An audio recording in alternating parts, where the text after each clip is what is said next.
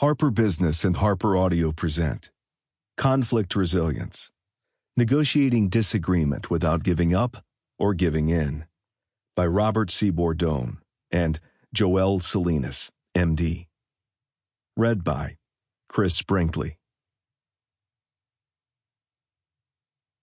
Blessing of Courage. Copyright Jan Richardson from The Cure for Sorrow, a book of blessings for times of grief. Used by permission. janrichardson.com. To those who have stood by me and believed in my resilience, Annie, Chuck, Daniel, Dan, Flory, Jen, Jimmy, Krista, Kyle, Sarah, Susan, Toby, Zoe, Mom, and Dad.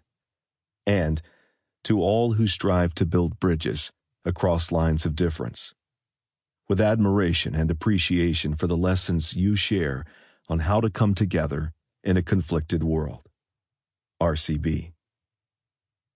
To my father, Armando, whose grit, compassion, and unwavering integrity taught me how to find ballast in every storm. Your tireless work ethic and your resilience through hardship showed me what it takes to thrive in a world full of conflict. And to all who embody the spirit of the scientist, those who follow truth with courage and boundless curiosity, even when the pursuit pains them, yet remain open to changing course when new evidence beckons. Your steadfast willingness to wayfind births progress. JAS. If there is no struggle, there is no progress. Those who profess to favor freedom and yet depreciate agitation want crops without plowing up the ground. They want rain without thunder and lightning.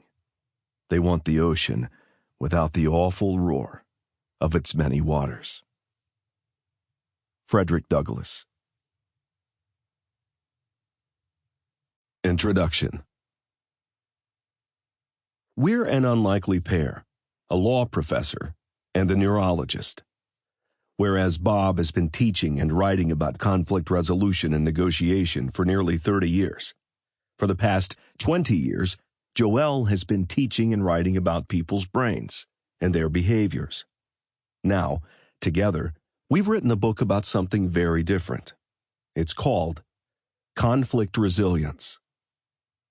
Though we come from different fields, we share deep academic and clinical experience in academia and a relentless desire to make a meaningful, practical, and lasting difference in the real world through our work. Coincidentally, we arrived at the same conclusion about a growing collective unwillingness to engage with political and other differences, like but not limited to race, gender, class, and identity. Bob noticed this reticence to confront conflict and differences first in his students, then in his professional and personal orbit. The range of views expressed both in the classroom and in his social interactions narrowed significantly. Whatever expressions of difference he did observe often escalated in unproductive ways. Sometimes this was fueled by avoidance, whether through self-censure or moving past potentially contentious topics as if they didn't exist.